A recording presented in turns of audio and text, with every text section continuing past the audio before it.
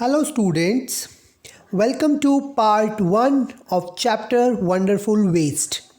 In this part, I'll be explaining the story of the chapter, and in coming two parts, we will discuss about the new words and the question answers of this chapter. So let's begin with the story first. Wonderful Waste. Waste can be quite useful. Find out for yourself from this story. Once, the Maharaja of Travancore ordered a grand dinner in his palace. In the afternoon, before the dinner, the Maharaja entered the kitchen to survey the dishes that had been prepared for the feast.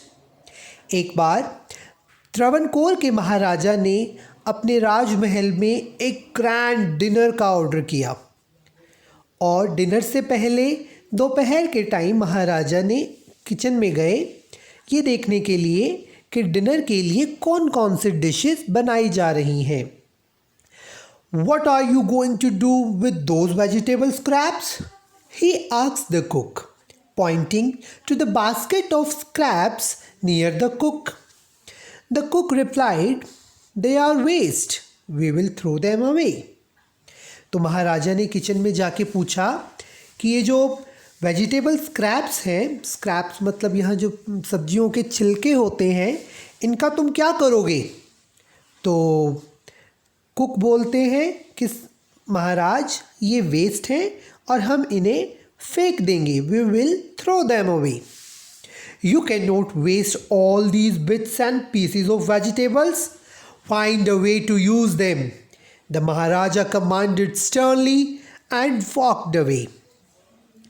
तो महाराजा ने एकदम order किया कि तुम ऐसे सब्जियों के टुकड़ों को और वेजिटेबल स्क्रैप्स को वेस्ट नहीं कर सकते हो.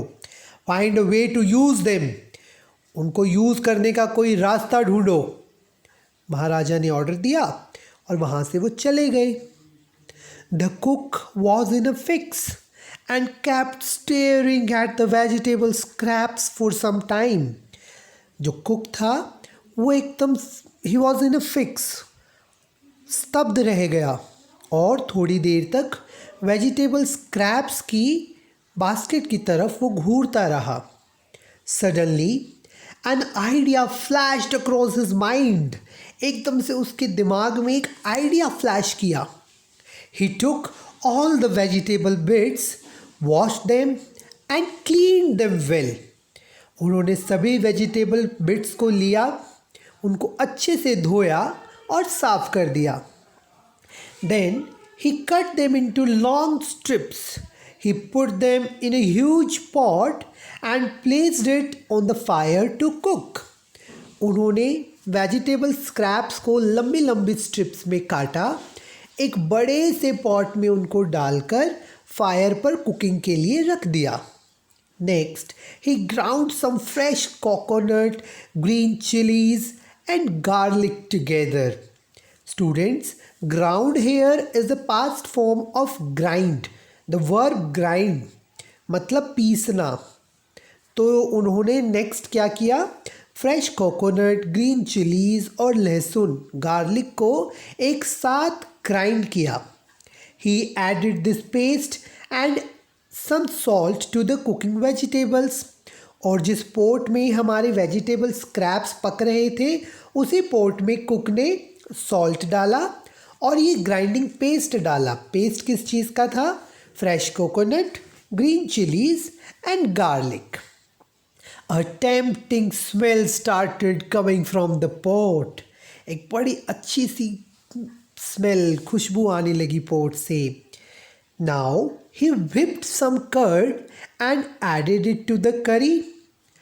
अब कुक ने क्या किया? थोड़ी सी दही ली, उसको whip किया, दही को फेंटा और करी में डाल दिया. He also poured a few spoonfuls of coconut oil and decorated the dish with curry leaves. उसने कुछ चम्मच कोकोनट ऑयल, नारियल का तेल भी उस सब्ज़ी में डाला और उसको करी लीव से डेकोरेट कर दिया.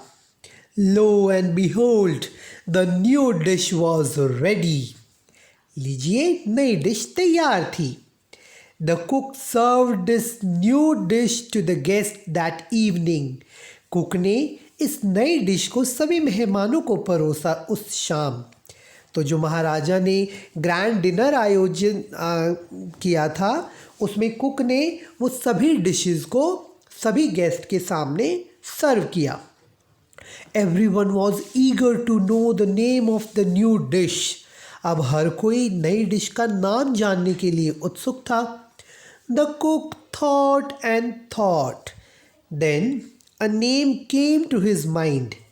He named it Avial.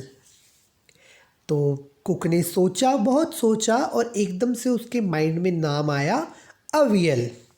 Cook ने डिश का नाम रखा aviyal.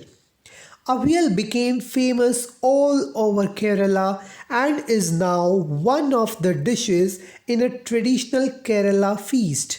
And imagine, it all came from a basket of waste. आज अवियल केरला में बहुत फेमस है और वहाँ की एक ट्रेडिशनल डिश बन गई है। और ज़रा सोचिए, and imagine, it all came from a basket of waste. So that was the story of the chapter. I hope you understood it well. Thank you.